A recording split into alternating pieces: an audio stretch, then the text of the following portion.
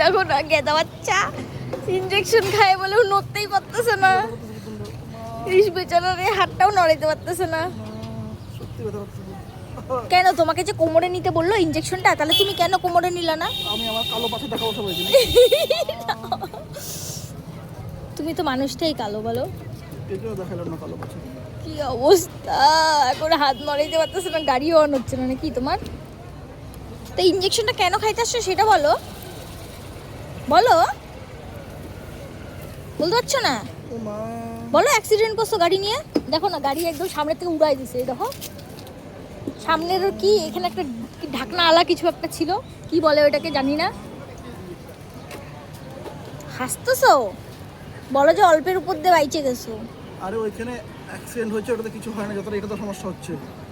আর একটা ইনজেকশন খায় গেদা বাচ্চার মতন ক্যাকু ক্যাকু করতেছিলা। ইনজেকশন খাওয়ার ভয়ে তুমি আমাকে মিথ্যা কথা বলতেছিলে যে আমি হাসপাতালে গেছি, ডাক্তার বলছে কিচ্ছু লাগবে না আমার। সত্যি যদি ডাক্তার এটা বইলে থাকতো না, তাহলে ডাক্তারকে আমি আজকে শেষ করে দিতাম।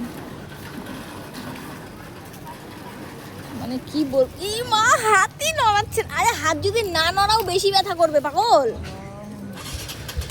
তুমি গাড়ি চালাতে পারবা তো? সরো আমি নিয়ে যাচ্ছি তাহলে।